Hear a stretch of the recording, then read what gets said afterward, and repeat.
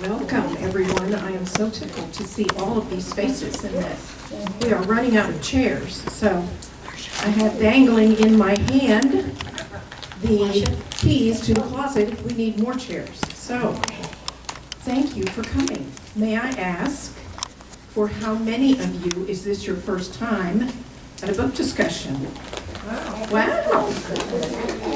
At a book discussion. Yes, at this one. Wonderful, thank you. My name is Deborah Deal. I am the vice chair of the Friends of the Library this year. And I would like to make just a few announcements before we begin.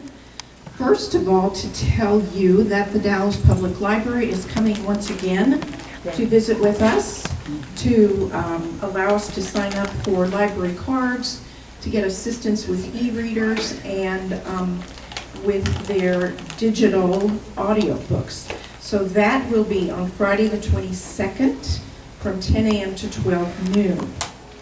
And our final book discussion of the year after today will be on Thursday, November 9th. We will be discussing The Pioneers. And then our Puzzle Palooza is Friday and Saturday, November 10th and 11th. So I hope to see you all for any or all of those events upcoming before now and the end of this year. So let me introduce to you our two presenters for today's discussion. Elaine Cushmal is a retired librarian. She has been volunteering for the library for a number of years and served on the library board for a number of years and is now currently the chair of the Friends of the Library. She also volunteers in collections management for the library, and we are so glad to have her. She was interested in presenting the book Brave New World because she read it in high school, as did many of us, right? Read it in high school, and we thought it was astounding then. And indeed, Elaine is amazed at how many of those things seemingly have occurred in our lives now. So we will see what she discusses that has happened and come true to life. Klaus Dannenberg is a founding member of the Friends of the Library with Joan and Linda Bono and Fred, many of you know, created the Friends of the Library group in 2018. And since then, he served as our first president, chair of Friends of the Library, and since then has conducted 3 book discussions, and this is his 4th one for us.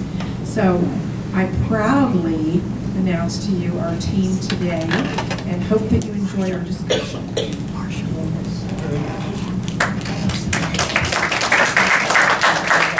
Well, Mayor Charles, we made a couple of comments. How many of you signed in when you came in?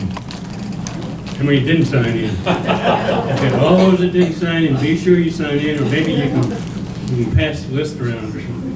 You know, the reason we started the Friends of the Library is it was in danger of going out of existence. The library was in danger of going out of existence. And that's the reason I always mention this every time we get in here.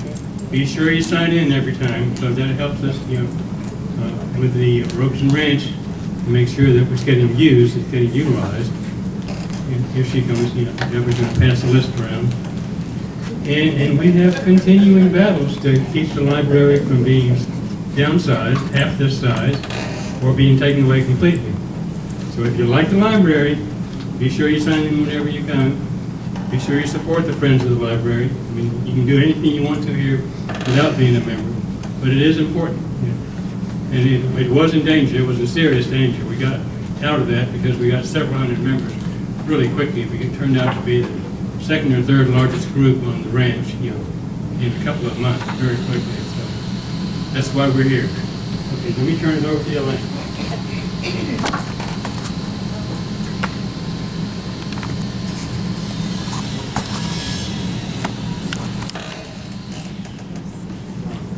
this one? Ah, that always helps. There we go. Okay. The authors, Aldous Huxley and George Orwell, who wrote these two books, were somewhat contemporary. Huxley actually was born before and lived longer than Orwell. So Orwell was sort of bookended by Huxley. But they were both considered intellectually brilliant in their time. There were definitely differences. Huxley was from a well-to-do family. Orwell was more from the middle class. And their experience of the 20th century wars was different. Huxley had vision problems that kept him from serving in World War I. And as World War II was approaching, he left Europe for the United States. So he lived out World War II here. So he didn't have as much direct experience with that authoritarian, totalitarian aspect of the war. Orwell was too young, I guess, for World War I, but he did serve in the Spanish Civil War for the Republican side. He tried to enlist for World War II, but he was still in ill health due to his service in Spain, and so he served in the Home Guard for England. So we will see how these experiences may have shaped their view of a totalitarian world. So as it says, we're going to compare and contrast, and we're going to be playing team tag, going back and forth, and it's your turn.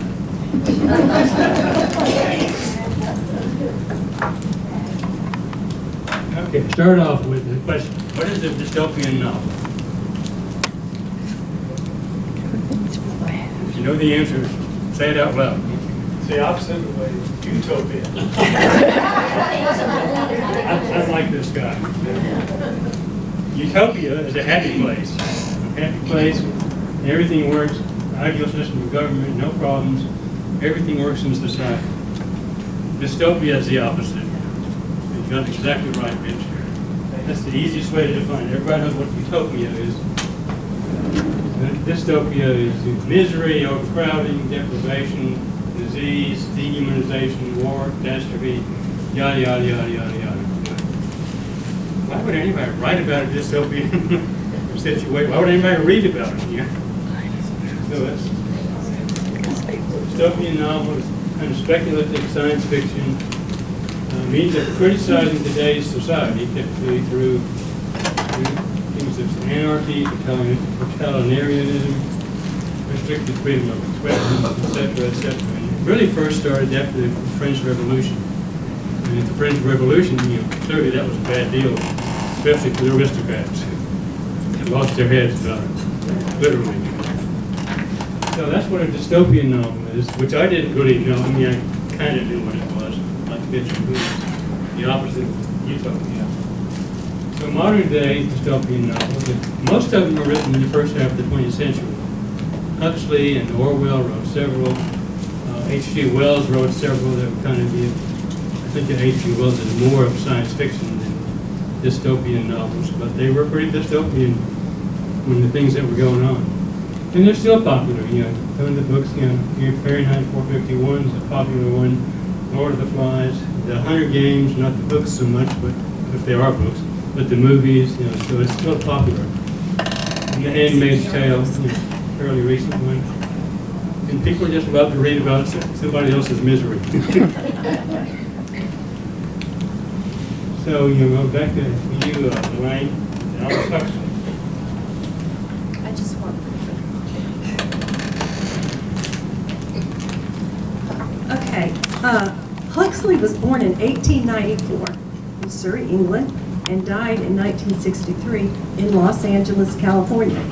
That's a leap, isn't it? He had been educated at Eton and then Oxford, from which he graduated in 1916, the same year that he published his first book. So he started out pretty young. For a time, he went back to Eton as a French teacher, where one of his students was, get this, George Orwell. Though he would have been known by a different name, because that's a pen name, but yes. Due to his vision problems, I had mentioned he was unfit for service in World War I, but he was surely influenced by the war. He lived and wrote for a time in Italy, but as Europe moved towards World War II, he relocated with his family to the U.S. Early on, he was writing screenplays and earning good money as screenwriter. And some of you know that I like Jane Austen. One of his screenplays was for Pride and Prejudice, starring in the Laurence Olivier and Greer Garson. So we're talking way back. I think it was like 1938. But he was a novelist and critic, gifted with far-ranging intelligence, whose works are notable for their wit and their pessimistic satire. He remains best known for Brave New World, which was written in 1932. He was a grandson of a prominent biologist, and he had two brothers in the scientific fields, which probably helped him for some of these far into the future kind of predictions. And he is expressing his distrust of 20th century trends in both politics and technology. Now we're into the 21st century, aren't we? The novel presents a nightmarish vision of a future society, that would now be us, in which psychological conditioning forms the basis for a scientifically determined and immutable caste system that in turn obliterates the individual and grants all control to the world state.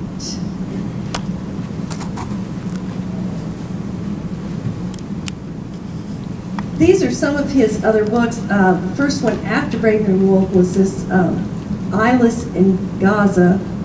I think he related to not being able to see because he did have poor vision all his life. He wrote about philosophy, he wrote about religion. This book, The Doors of Perception, was about his experience with mind-altering drugs. He did this Brave New World Revisited, which isn't near as long as Brave New World, but it's very, very interesting if you look at that. They put his essays in a book because he has so many good essays.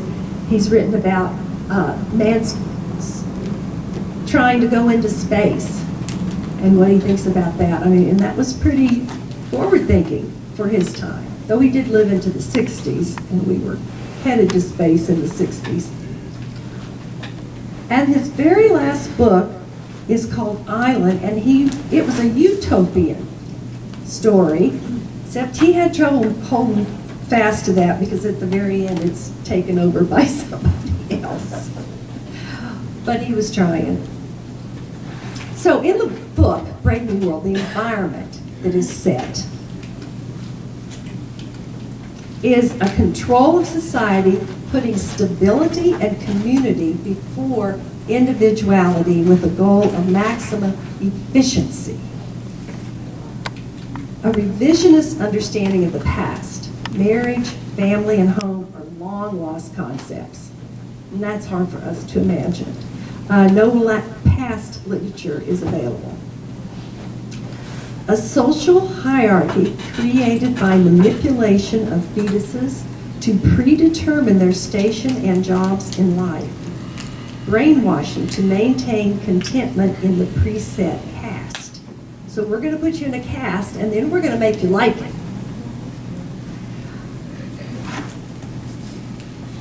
The majority seems to be content living in this with the status quo, and there's emotional engineering to ensure that rebellious feelings are nullified. And they keep people busy with entertainment, sports, games, and feelings, which are enhanced films. Sexual experience with many partners is promoted from an early age. See, there's no marriage, no family, etc. And consumerism is encouraged above all else. Even when they're sleeping, they're getting messages about, I like new clothes, I like new, they're encouraging them in consumerism. Okay, so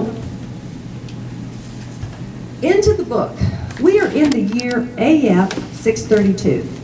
Who remembers what AF is? After Ford. And why Ford? He promoted and started that idea of the assembly line, that efficiency, getting things done. So they divide the world up. There are 10 controllers who maintain happiness through various forms of intensive conditioning and a drug called Soma. Anybody have an idea where the name for the drug originates from?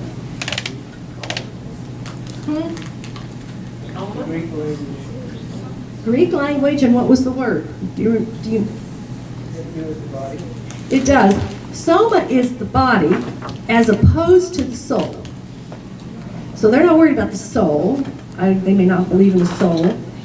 They're all about the body and the pleasure for the body. And of course there are words that relate to that: somnolent, sleepy, drowsy, tending to cause sleep, somnia, I have trouble pronouncing this one, ambulant, ambulant, to walk during sleep. So there are words that go into that. Okay, so we start out in the Central London Hatching and Conditioning Center. I don't know, is that like a maternity hospital? I don't think so. Where the directory of the hatchery and one of his students or assistants, Henry Foster, and they're giving a tour to a group of boys. And these are boys that will probably grow up to work in an area like this. So there it's kind of like, come to work day. The students learn about a process that allows the hatchery to produce thousands of nearly identical human embryos. So they're cloning in a big way, big way. And thinking about things that have come from the future, when I read this book again about 15 or 20 years ago for a book group I was in Charlotte, North Carolina, and I thought, okay, we aren't growing babies in pods like this, but we are taking cells and putting, starting an embryo and implanting it in a woman who's letting a surrogate, which is sort of the same thing. She's growing a baby that's not hers. She's doing it for somebody else. And I thought, he wrote this in 1932. So none of this had been done in any way at that time. During the gestation period, as the embryos travel along a conveyor belt, they are conditioned to belong to one of 5 castes. And those are the alpha, beta, gamma, delta, or epsilon. And your caste determines what you will do during your life. While observing the process of the factory, we, the readers, learn that Henry Foster is having Lenina Crown, one of the nurses, making adjustments to the embryos. And there's another main character, Bernard, who wants to date Lenina, if you call it dating. I guess maybe he wants to have Lenina. Okay. So, during the rest of the tour in the conditioning side of the Institute, there was one scene that particularly horrified me. Did anyone else have a gut reaction to anything in this part of the early part of the book? Yes, yes. That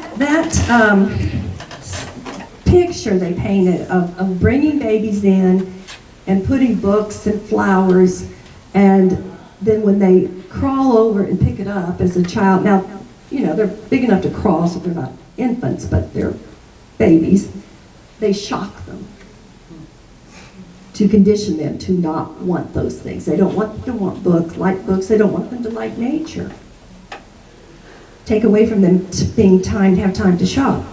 So I found that just really, really awful. But some of our characters are Bernard Marx.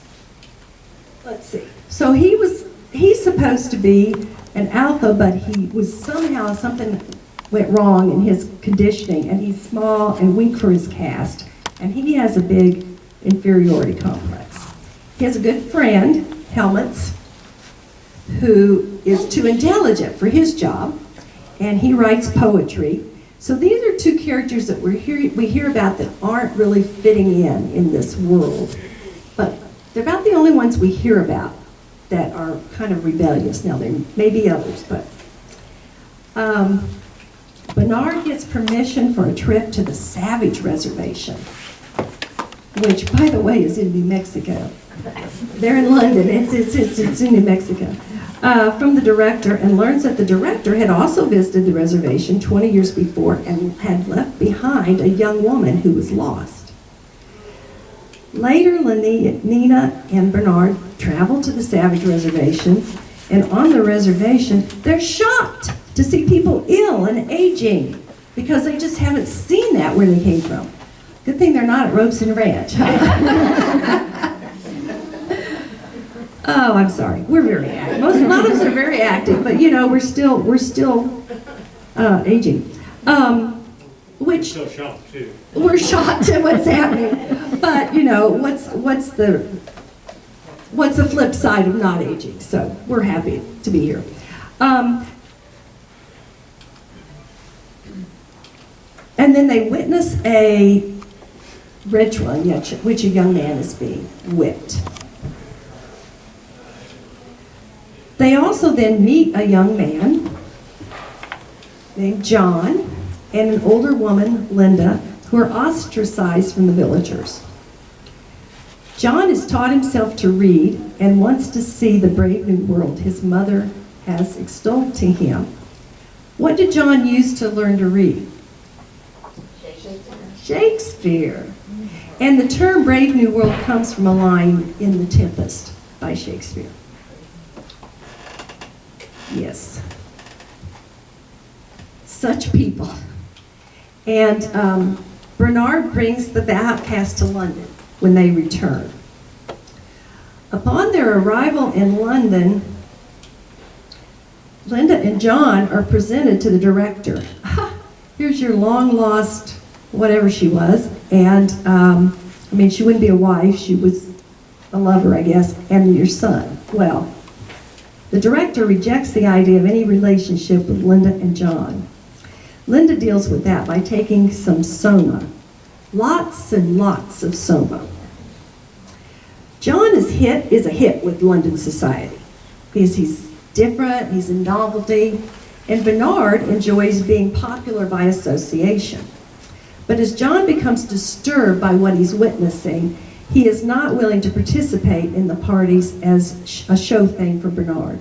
Bernard becomes angry as his social standing plummets. In the meantime, Lenina is interested in John, and she's trying to convince him to be intimate with her, but since their ideas about sex and love and relationships are so different, it doesn't go very well. One piece of technology referenced in the novel is the Feelies. The Feelies in Brave New World is a movie theater experience that focuses on the viewer's sensory experience. While a normal movie experience uses sight and sound, the Feelies add the sensations of smell and touch. So you can reach out and hold this knob and you'll feel what the people in the story are feeling. Lenina tries taking John to a Feely, but that doesn't go as she planned either.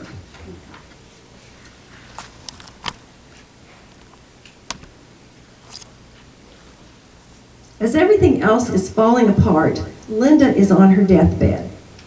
While John is with her, some lower caste boys are receiving their death conditioning, and they sort of make fun of her.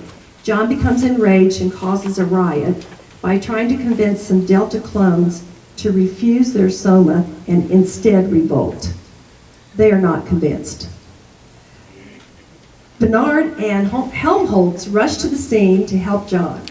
Bernard, Helmholtz, and John are arrested and brought to the office of Mustafa Mond, otherwise known as his Fordship. And there was one version of this made that Leonard Nimoy played this character. John and Mond debate the value of the world state's policies. Mond argues that community identity and stability are more important than humanity. And he explains that social stability has required the sacrifice of art, science, and religion.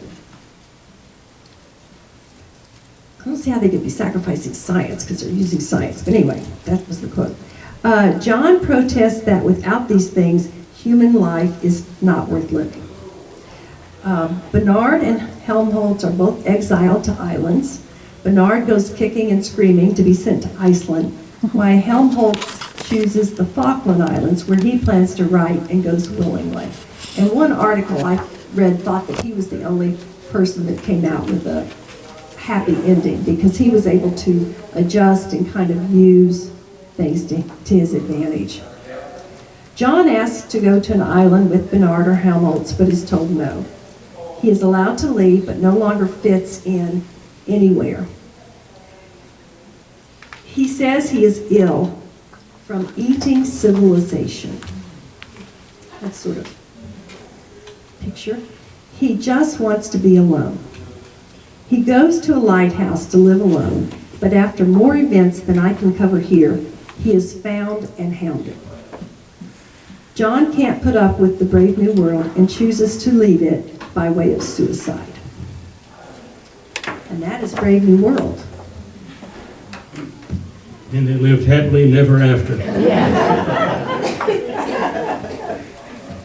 Yeah, pretty inspiring book, wasn't it? Now for the good one, 1984.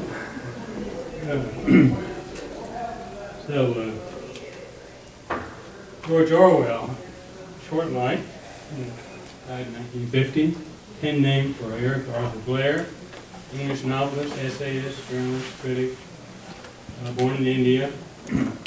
Interesting guy. And like Elaine already mentioned, he actually studied under Huxley, so he was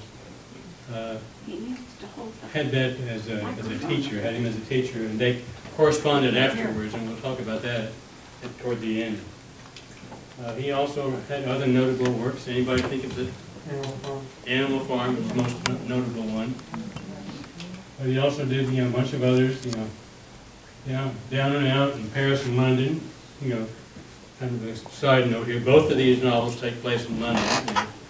So one of the things, I planned as a question later is to talk about right now, all the stuff happened in London. If you were going to write a book about crazy stuff like this today, where would you put it? New York City. New York or Washington, D.C.? I'd go for Washington. I lived in that area for 24 years. And a lot of similarities. Okay, sorry, Marcia. So it was Down and Out in Paris and London, Burmese Day, which is kind of really different. Clergyman's Daughter, Animal Farm, happened, after he'd been writing for over 10 years. And then another one about politics. So he kind of covered the gamut, very diverse area. But the two that he's remembered for was 1984 and Animal Farm. So the 1984, kind of the environment that we talked about there is a brutal control of the society through never-ending surveillance. You get the big posters everywhere. Big Brother is watching you, and everybody believed it. And it was probably it was true. Everybody didn't just believe it. Massive disinformation and ongoing revision and manipulation of the past when the powers that be decided something should have been different or something else should have happened instead, then they'd have a big effort to revise all the newspaper articles, revise all the books, all the history books, yada, yada, yada. Everything that there was. That was a big job. Think about that today if we had to change things about American Revolution, Civil War, World War I, World War II. I mean, I've seen some pretty revisionist histories of some of the places. If you've ever been to Egypt, I went to the Egyptian War Museum, and they had the histories of all the encounters with the Israelis. And when I started going through that, I started reading it, and said, it sounds like they won. And the guy I was with was a historian. We were going to bid on a job. I said, John, they didn't win this, did they? He said, no, this is crazy. I don't know where they get all this stuff from. So it's a total revision. I mean, that happens today. Revisionist history, more so than you think. And, it's scary. Continual war between Oceania and Eurasia or East Asia. And that was actually really good for me because it came up in the crossword puzzle a couple of days ago. Who were they at war with? And East Asia was the answer. That was on the Sunday crossword in the Dallas Morning News. And they were always at war with somebody. Well, we're kind of always at war with somebody, And a lot of countries are always at war with somebody. It's good for the economy. Ruthless monitoring and governance by the thought police. Thought police, now there's an interesting concept. Make you think what they want you to think. And if there's no way to find it in histories and in history books or newspapers, how do you convince them that something else really happened? Pretty tough to do. How much do we depend on that? We really do. And then anybody that was not falling into line was tortured. So rather than Brave New World, where everybody got drugged up, here everybody was tortured, just the other extreme. Which would you rather have? I'm not sure either one's like that. We'll talk about that in a few minutes.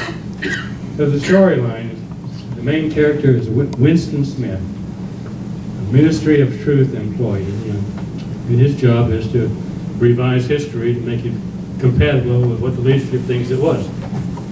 He's got a busy job. He has to be changing things all the time. Rewriting newspaper articles, rewriting history, etc., etc. Busy job. And when he finishes a version, he destroys it. He puts it down a tube, and it destroys and never see it again. So you don't really know what ever really happened. Think about that. I mean, somebody that, like myself, that likes history, who didn't know what happened in history, that would be pretty scary. Because we are doomed to repeat history if we don't learn it. Yeah. And we see that all the time. But he secretly retained some records without destroying everything. And he remembers some stuff. Remembers how it used to be. Just because they now say we're at war with East Asia rather than Eurasia, when he rewrites that, it's hard to remember, hard to forget that yesterday we were at war with somebody else. Now we're saying it was a different organization. That's hard to do. So he remembered that stuff. But he thinks he's a thought criminal. He feels bad about it. He has remorse for feeling that way about things. He's nervous about it. He expects to be caught. At work, he observes Julia, thinks she is a spy, and he reviles her. He also suspects his superior, Brian, is part of the underground resistance to Big Brother. Now the resistance to Big Brother is called the Brotherhood. That's kind of confusing. They ought to all be the same. That keeps people confused, I guess. So he thinks his boss is part of the underground resistance. And then one day, kind of in the hall, unexpectedly, Julia slips a note into his hand, and he kind of stuffs it away and looks at it a good bit later. And the note says, "I love you." Ooh. It's pretty scary.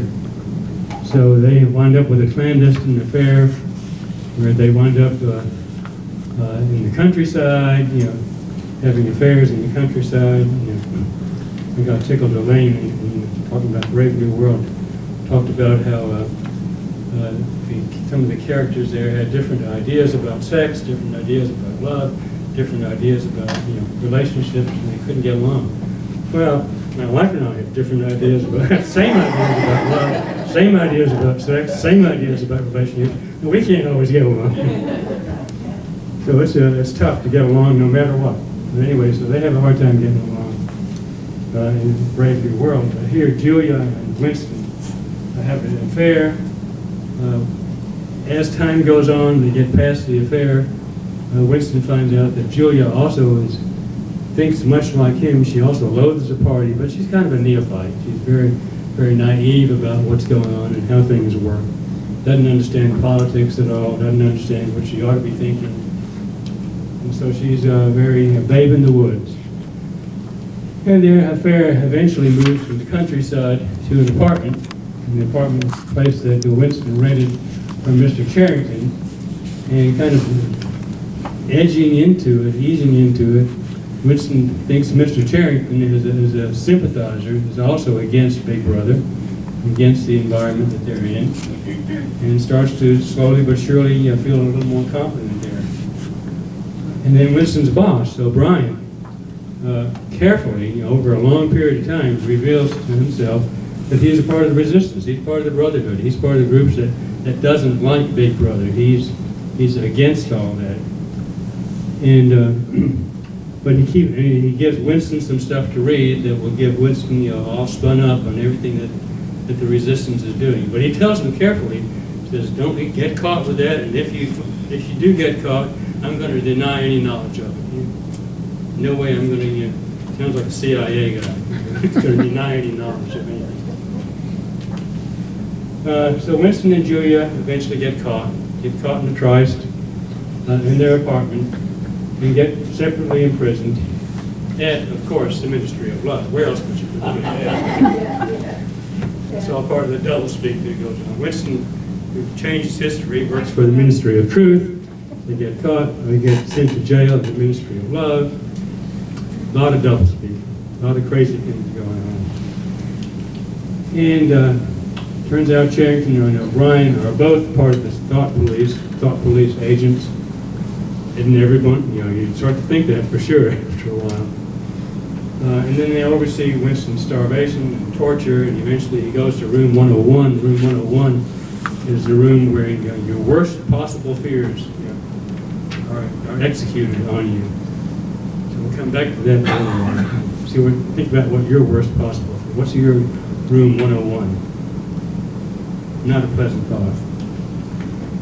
And then a month after his retraining and release, he bumps into Julia again, and they have a chance to talk briefly, and turns out he turned her in, and she turned him in. They both turned each other in, trying to protect themselves, trying to get out of the pain, out of the torture. And they lived happily ever after. What a crazy story. They're both crazy stories, and we love them. So we do a little bit of comparison here, and this is done by Neil Postman, who's a critic of technology. In 1984, Orwell feared that books would be banned, feared that we'd be disabled through being deprived of information. We wouldn't be able to know what's going on, which can be true. For sure. Figure the truth be concealed by being continuously rewritten. We become a captive culture for that reason, captive to the leadership or whatever they decide they want to impose on us. And he feared that what we hate is going to ruin us. So now back to Elaine.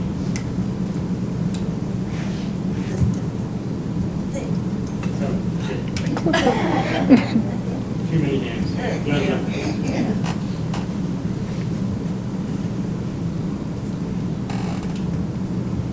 So, now this, like you said, this came from someone else. I guess they meant that Huxley feared no one would be reading. I mean, they didn't have books either because it was a real travesty that John had this book of Shakespeare. So they didn't have books, but I guess Huxley had feared that no one would want to even care about reading books. They're too busy at the feelies or whatever. Feared passivity and egotism from being overwhelmed with sensory images, I guess. Truth drowned in a sea of irrelevance. Feared we become a trivial culture.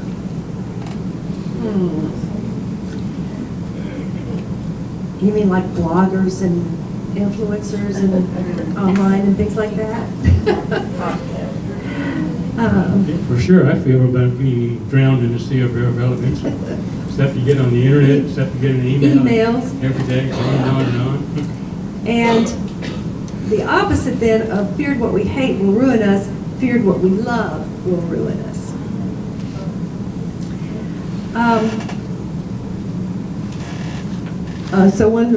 Okay, so are we there yet?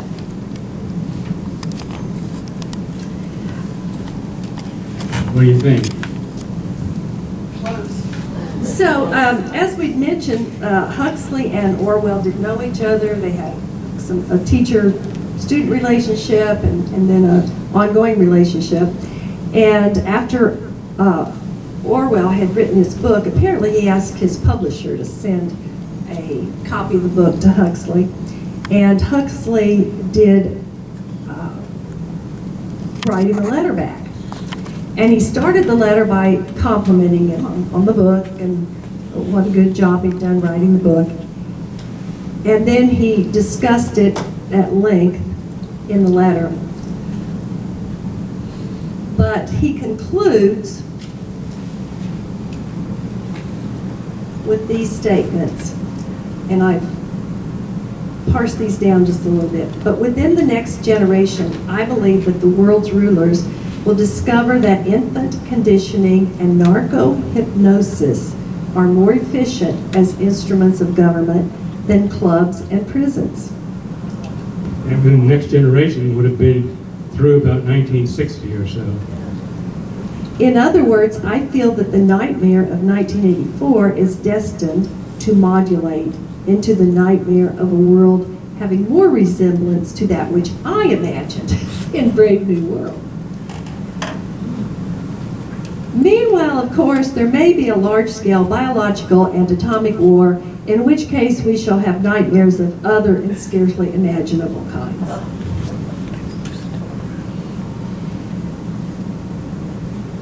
So we kind of talked about this, and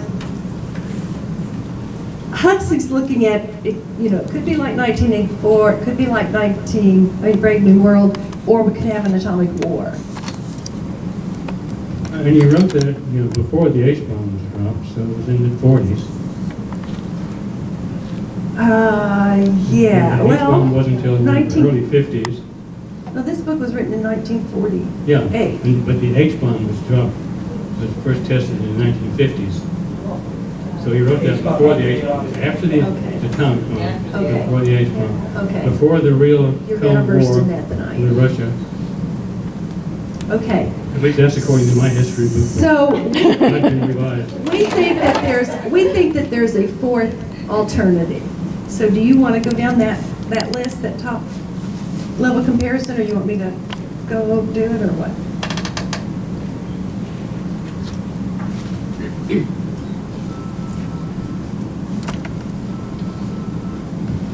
So 1984 was actually written after World War II, after the atomic bomb. Brave New World was written after World War I, but before World War II. And World War I was bad enough. With the poison gas and the mass warfare, trench warfare, and a lot of casualties, a lot of people with severe injuries. World War II, you just wipe them all out under a different approach. In both books, you have the society dominated by central government. And you look at, does that happen today?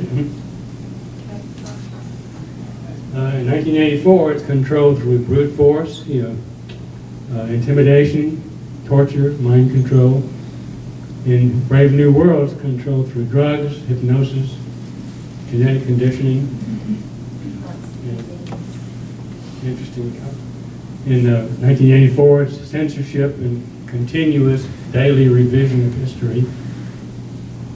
And in Brave New World, it's an overabundance of information, rampant sexual promiscuity and culture of youth.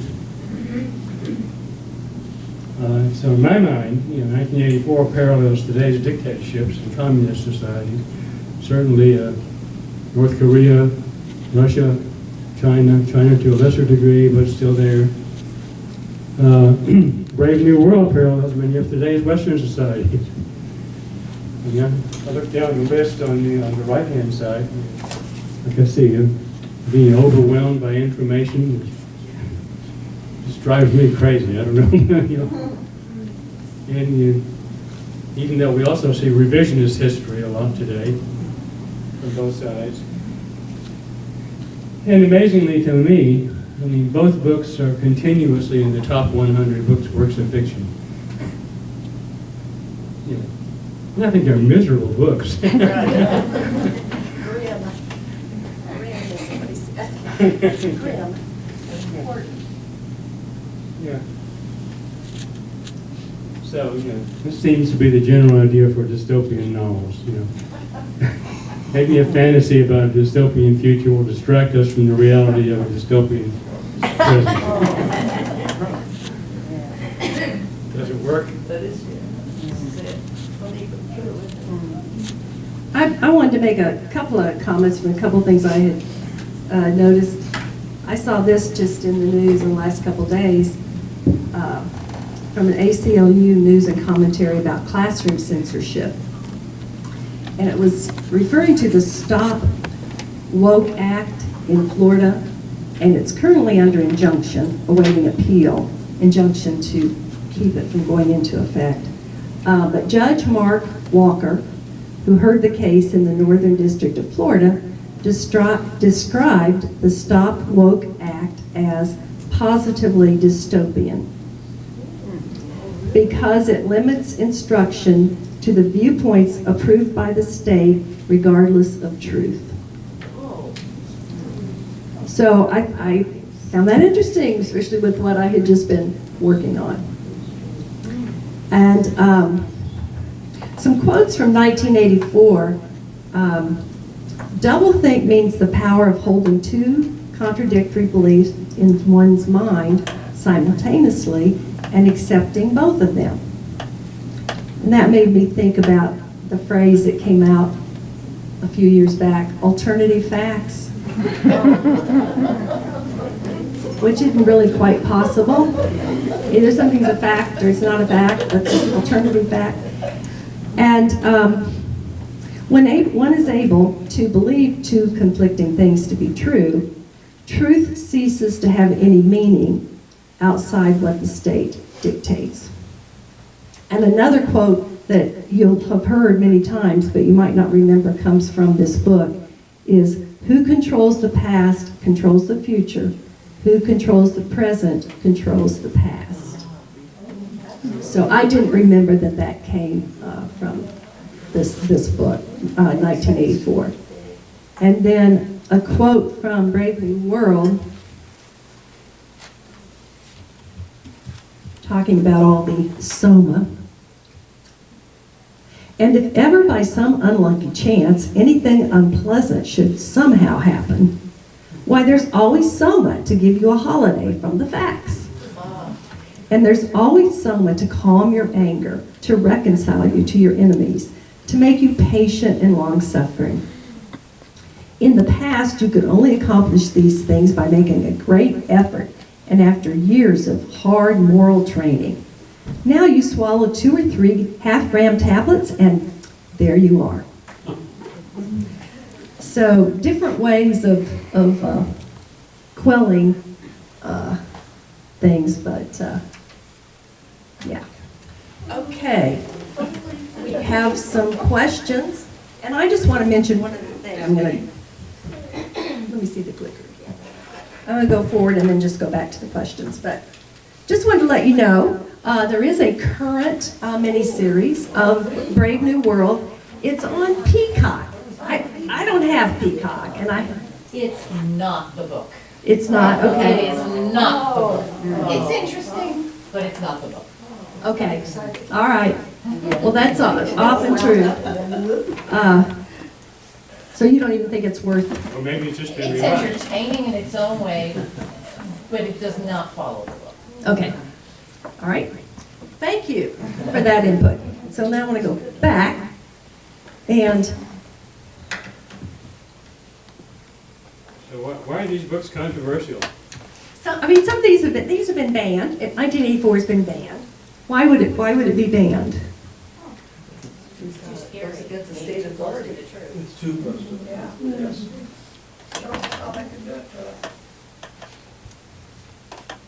They want the road map, they don't want us to see the road map. That's- They want to the road. Steal your chair. Okay. Can you think of any other terms or from either novel that have become words or phrases we've used today? We've mentioned a few of them. Big Brother is watching. Big Brother. That's one of the ones I always think of as Big Brother. Yeah, which is 1984. Huh? Memory hole. Memory hole. If you want to picture the future, imagine boots stamping on a human face. Forever. Say that again. If you want a picture of the future, imagine a boot stamping on a human face forever. That's what Brian's speaking. to Or a- Houston. Or a knee on a neck, right? Yeah. Technology in each novel. Now, in 1984, they showed this fella, and if you watch the little video clip, and I did send around some links to some little summaries of those, but they show the fella, he's got the TV's going all the time, and it's not only telling him things, but he's being watched too. And then, of course, in Brave New World, they have, some of their games are high-tech, sounds like things, and they're going around in their helicopters instead of cars. Embryos in there. Well, their reproduction. Their reproduction is I mean, way over the top. was- It's way over the top. But in some ways, it's like, I just went through it, listened to it a couple weeks ago, and I'm like, so why didn't they just give all the men vasectomies? Good call. It was, Well, yeah. But it was all the women had to do all of these, whatever they had to do, they never really said. But in that, the way they described it, virtually no man would ever reproduce.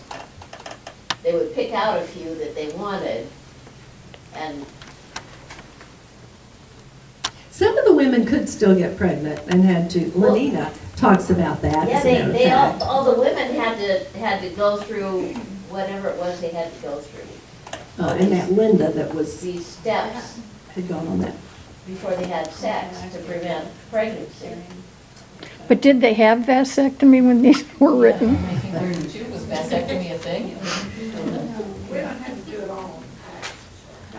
Well, pods growing babies weren't the thing either, but they put it in the book, so, I mean, they could have certainly. Imagine that. Yeah. There's an interesting article in the, I think it's the September 11th issue of the New Yorker about CRISPR, about gene editing, and where that is today, and pretty interesting to read.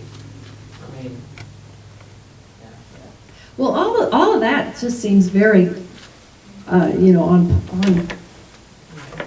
what do I want to say, on point. But also all the entertainment stuff. I mean, we can't keep up with all the different streaming services now, and we're just inundated with choices. I was saying to Klaus the other day, when I was young, there was a TV, and if you bought the TV and plugged it in, you could, and you moved your little rabbit ears around, you could get TV. Now it was black and white, there were only 3 channels, but you weren't paying another fee, and then there was cable, and we had to pay another fee, and now it's just, crazy. Amazon. just pick a book and you get one more of the same book. Oh, yeah. Well, AI, that's, You know, I mean, when you do your little, you get an email and you're gonna respond to somebody, doesn't it give you something to start out your email with you, for you? It tells you what might be a good response. I mean, that's a simple AI. If you want to experience the feelies, you can go to a Disney World or Disneyland and get on a ride that not only shakes and you can feel it and see it, you can smell it. You go in an aircraft over an orange grove and you smell orange. Yeah, virtual reality has been pretty good for at least 10 years. So. Yeah. There's a Soma massage downtown Denton, I highly recommend.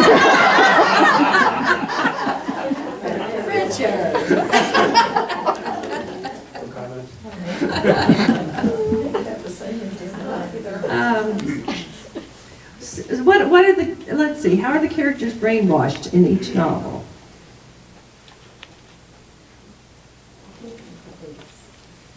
I thought All our police. Control. By drugs for one thing.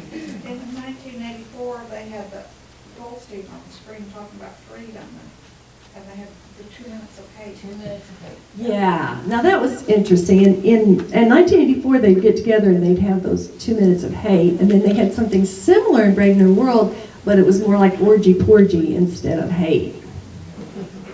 Well, Goldstein reminded me of today, Trump. Getting everybody to hate Trump. Okay, I have known people to hate Trump. okay, It's driven by politics. okay. And you said something. You saw something with Goldstein that. Yeah. Goldstein, they're driving people to hate him. He espouses freedom. If this government's going the wrong way, we need freedom. Well, Trump tries to get us to hate a lot of different people. And to prevent freedom. Anne, I wonder if the group can help me. I remember seeing a movie, don't recall what it was, but it was people did not reach, after adults reached a certain age, they were happily taken up into supposedly into a utopia. Logan's Yeah. Run. Logan's Run. And Soylent Green. I'm Logan's sorry? Run. No, it was Logan's Run. Soylent Green was one of Is them. that was it? It's But called anyway, some Carousel. people Yeah. escaped, and some of the young people were feeling the older people's faces, and they were asking them if it hurt, because the older people had wrinkles on their faces, and the young people had never seen that. And it's Soylent Green, does that? No, it's Logan's Run. Logan's, okay, thank you very much. No, in Soylent Green, they were eating the old. Soylent Green is made out of old green. Get you on. Soylent Green is people. Okay. Thank you. Well, do we think we get brainwashed today? Yes.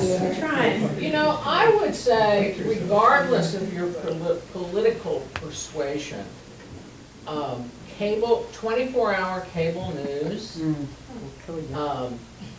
but no matter where you are, okay, is basically like that.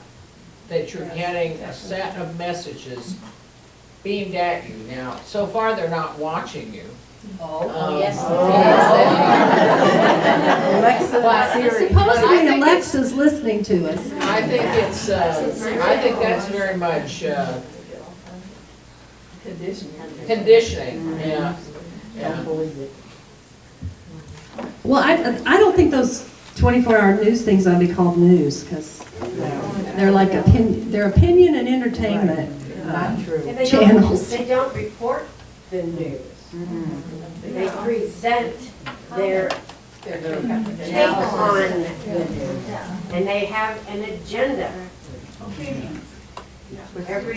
Every outlet has an agenda. Yeah, Lane and I were talking about that the other day. In case you're interested, a friend of mine who lived in Germany for 15 years recommended look at the English edition of the Deutsche Welt, German newspaper. It's actually pretty good. It reports real news, not particularly slanted one way or another. And I started looking at it about a year ago, and it's actually probably the best news have found around us. So you can get English editions of it. I think we should also consider newspeak. As professor of English, every semester with comp, I taught politics in the English language. Orwell's famous essay about how language is abused. We see language being truncated for people, and they're blessed in text and social media. They cannot sustain an attention span of 5 minutes or 20 minutes. I remember the Lincoln-Douglas debates lasting 3 hours. Our kiddos wouldn't last 3 minutes. And this is serious if they're supposed to be citizens here in the country. I guess they get through the Gettysburg Address though, right? Maybe. Yeah, and it does seem like the use of computers has really pushed that short attention span, and that need to want it right now. How about the new cryptocurrency they're talking about? They'll be able to, CBDC, that they'll be able to control how we spend our money. It's coming. Okay, I'm just trying to repeat what you said, that the cryptocurrency can control how we spend our money. It's a long discussion we don't have time for today. One question we had here was, what did we learn from these books, and would you recommend them to today's college students?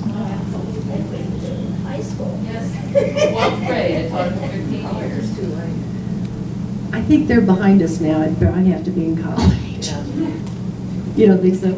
I take issue with you calling them miserable books, number one. Oh. Because my students would ask me, what's your favorite book to teach, Mrs. Kelsey? And I would say, not my favorite book, but the most important book. And that is? 1984. 1984. Okay. And so we want to hear some more what you think, or questions you have. No, I think the difference between us today and some of these dystopian societies is we still can see what's going on. And we have the freedom to like it, not like it, react against it, fight against it, fight for it. The disturbing part is that the steps we're taking as evolving society lead in the directions that these novels vision.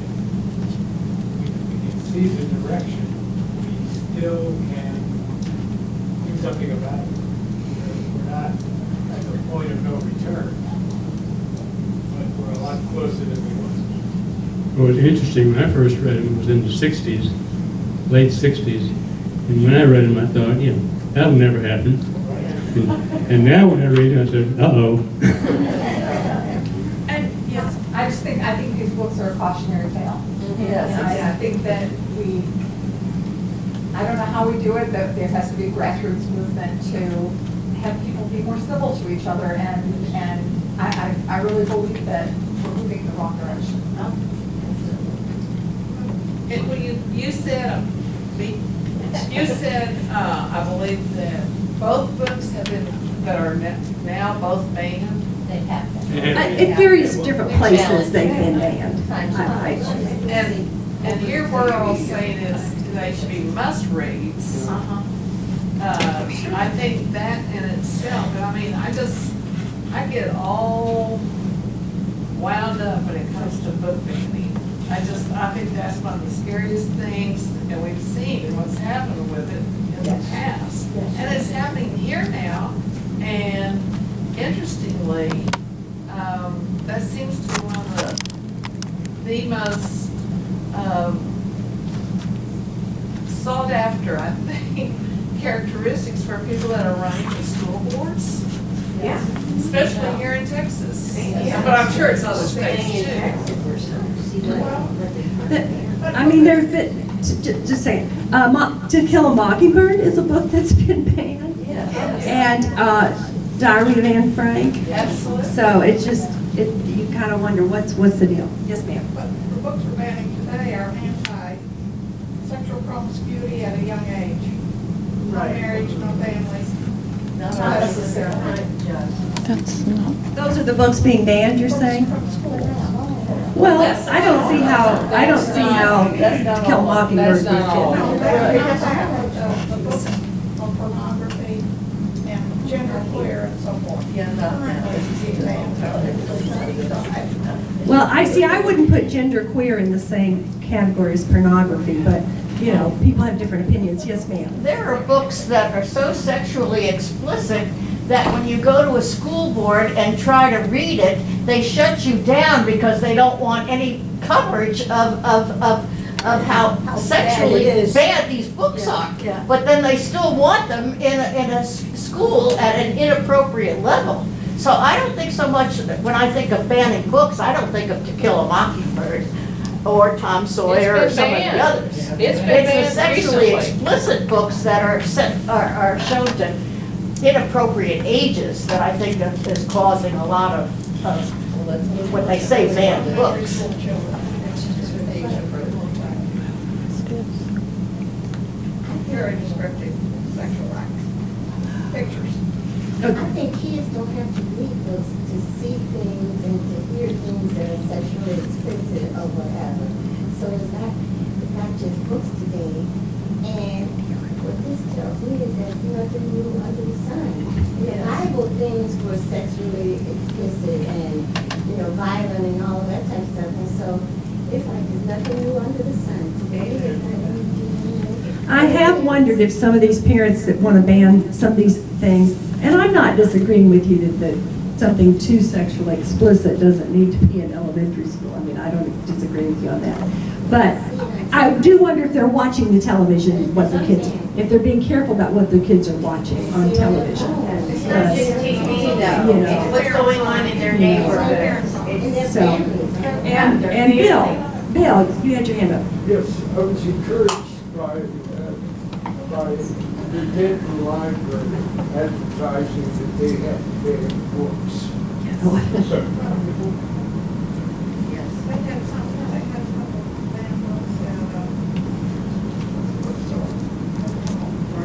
Barnes and Noble? they were self-released copies. That was not to kill a mockingbird. Sexually. Well, you know, I know some people here, when we had the book, the survey about the library, there were people that said that we were real skewed on our political things, but, you know, if you go and look at what we've got in our political things, we've got both sides. So I don't think the person who said that had been in here and looked. You know?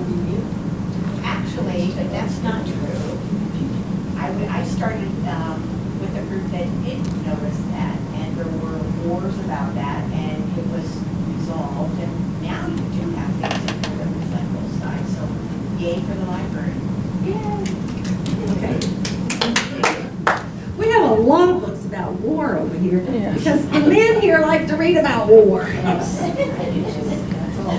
Yes, Ann? I was just remembering when I read 1984 that the scariest thing to me was the cameras, the TV, the Big Brother watching you thing. I did not think that could ever come to pass, and that to me has come the closest to what we have the potential for now, technologically, and in other ways too. But that was the thing that I remember the most about the Big Brother. Also, I have no idea, I am wondering what the younger people understand about the phrase "Big Brother is watching you." I'm not sure that they have any idea what that really means or where it came from. Or they want Big Brother to watch them. Yeah. And they think Oh, that's my. pretty cool. I taught the book for years, and as years went on, we would have Socratic circles about privacy, and we would have discussions about privacy. I was teaching them how to discuss instead of debate. And as the years went on, they were less and less concerned about privacy. Really? I mean, they put their whole lives on the internet now, so they don't care.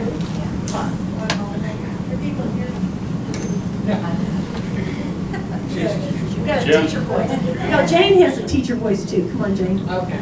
Well, I'll tell you, and some of you will not like this, but when I read about a book being banned that I do not know, okay, my first instinct is to read that book. Okay? And I would strongly suggest that. It's quite interesting when you do it. I'm not going to tell you what you find because each one of us are individuals and we feel differently, okay, about things. But I have a stepdaughter who is gay, okay?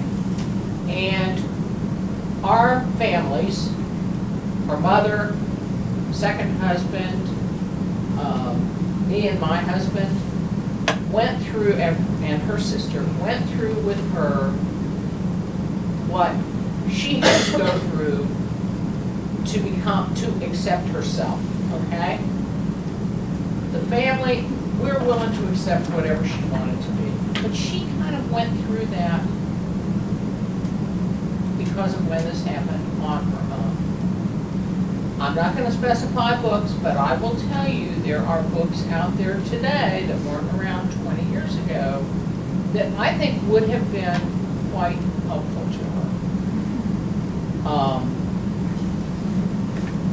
So my strong suggestion, if you hear about a book being banned and you don't know anything about it, read it. And then see, you may not like it, that's fine.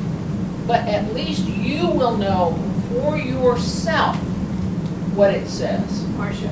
Rather than having somebody else tell you what they think. I heard a college professor give his students that same advice. If someone suggests to you that a book should be banned, you should go read that book. He said that to his students. He said anytime a ban is suggested, find that book and read it immediately. That was a college professor telling his students that. Anytime a book is mentioned. But there are college professors now who are being chastised for that kind of advice. I know. And in fact, a number of them are leaving the states of Texas and Florida and everything to because they're being persecuted for suggesting just that. I just think there's a difference between banning books at the elementary school age and banning books for everybody, all mankind. I mean, I think that, we're talking about, when I think of banning books, I think you could get arrested for having it, that kind of thing. So I think there's a range in banning books. Does that make sense? Sure. Because in other countries, you would get killed if you had the Bible. So, You still get killed for having the Bible. well, yeah. Anyway, it's a different, when we talk about banning, I think we need to be more specific. Yeah, it's a broad term, Right. and here in this country, unless you keep something from being printed, you really couldn't ban it from adults, because adults can Yeah, so then make I their own think- decision. What about conditioning babies in school or sex at an early age, promiscuity, conditioning babies? Now, what age babies are you talking about, being in school? Repeat the What- question. Preschool. What's the stage? Elementary school's pretty much babies. Okay, so she says they're being conditioned for sex and promiscuity. With those books. I haven't experienced that, and I know when my son was like 4 or 5, I was trying to get him age-appropriate books that would tell him about his body and about sexual things. I found one in a doctor's office that I thought was good. I don't, so I don't know what you're talking about, with, Well, I just say, my daughter, who lived in Seattle for several years and moved to Nashville 2 years ago, they took their kids out of public school when they started teaching sexual positions in junior high school. And they're getting it in elementary school. Yeah, I believe it. But, Why do that's they have to know pretty gross. Why? Well, we're getting way off. In Brave New World, in Brave New World, they had a little park and they had all the kids in there and they were encouraging the two sexual things. I don't think we've gotten to that point. Anyway, and I don't, I don't know the books that you're talking about, so I really can't speak to that. Anybody else have any thoughts about the books? Yes, sir. Apropos of almost nothing. 1984 was easier to read. As a story. Okay. Wanting to get to the next Okay. As opposed to Brave New World, which was very disjointed and it didn't flow very well from the reader. Okay, I have one comment that 1984 was a better put together book, easier to read. I found it so grim I could hardly stand 1984. You thought that grim? To me, but Grim, yeah. It was grim, but 1984's Grim was a better story. okay, all right. Easier to follow. Okay, all right. All right, I'm not going to argue with that. I don't think it would have sold, Brave New World wouldn't have sold as well. Well, it wasn't as high on that list anymore, was it? Lower. Yeah. Yeah, the whole public today, Brave New World would have a hard time.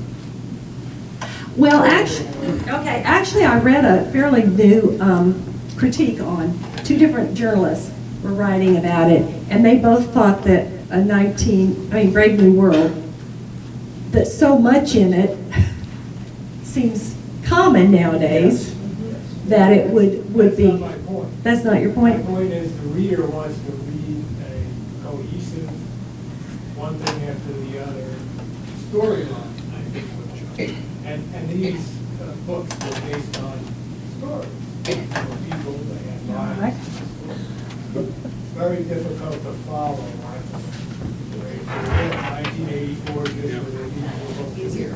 There was one section in Brave New World where he was changing and you almost had trouble knowing who was talking. He did a line, and then the next line you could tell was somebody else speaking, and he was going back and forth. But that was a technique that was, in some of the critiquing I read, so it's, yes, Louis. Sure. I wish I'd carry that far. 1984 is going to be easier to follow as a narrative, Joe, because it comes from Orwell's own experiences, starting at St. Cyprian's School when he's a little boy. Yeah, he hardly knew his father. His father was a very comfortable worker in the opium trade that kept Victorian England afloat financially. And when George found that out, it was a little bit disconcerting.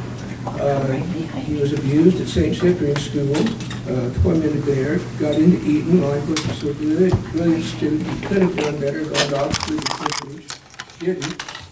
When he went to Burma, in that Burmese days, it reflects his experiences in seeing how the British exploited and abused the native peoples, and that didn't set well with him. He's a leftist, I'm not.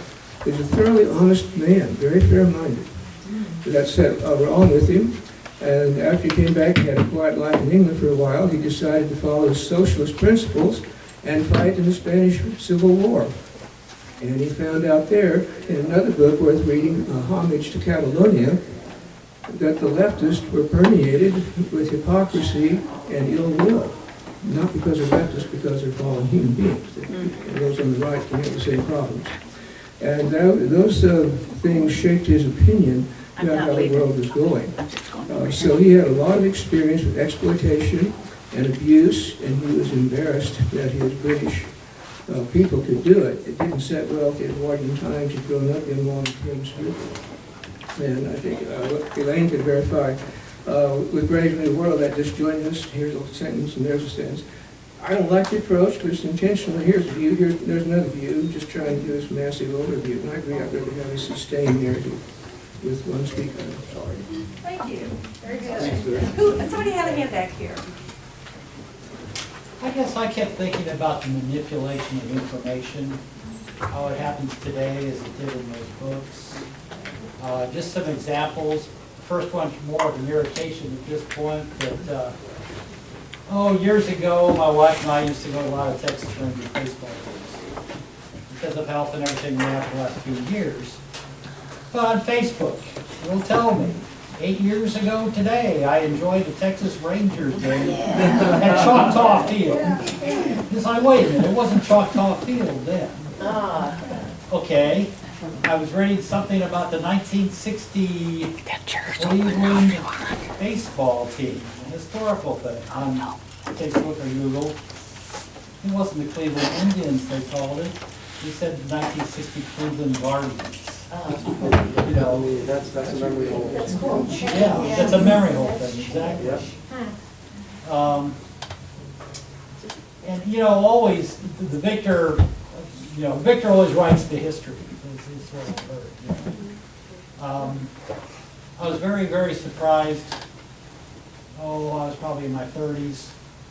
I picked up a book, I was in the Navy Times board, I picked up a book called 1919, about history. Grew up in Omaha, Nebraska. Much to my chagrin, there was a whole chapter about race riots in Omaha in 1919. I mean, severe. They burned down City Hall. They threatened the police chief and the mayor, with lynching.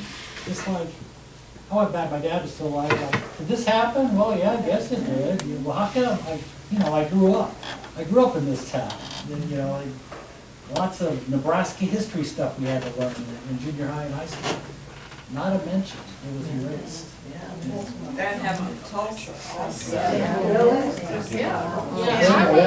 I went to high school in a town that's about maybe 55 miles from Tulsa. So Tulsa was where we went to shop. This was in the 1960s. So the Greenwood, destruction of Greenwood happened in, I think it was 1929, 1930, right around the 20? It was 1920, okay. So when I was going to school in Oklahoma, and everybody in Oklahoma is required to take one semester, every student takes one semester of Oklahoma history. Okay? Yeah. And there were people still alive who must, in my town, which had a rather large black population, who I'm sure were related to people who were affected by what happened in Greenwood, or may have been there themselves. It was not taught in my school. I didn't find out about it until the 1990s. And then I got in touch with an old friend of mine, whom I had known in high school, who had then taught Oklahoma history for about 4 or 5 years in Oklahoma. And I said, Steve, when you were getting your college, taking your college courses that qualifies you to teach Oklahoma history, did they teach you about Greenwood? No. So this would have been for him in the 1970s, okay? No. So, yeah. That, I mean, It's not unusual. it's not unusual for that kind of thing to happen. And I mean, it's not just in the United States. And it's not just things that happen particularly to African Americans, but it happens to, you say the victors write the history. Right. It's the people in the dominant culture. Right. The victors. Is that what it says?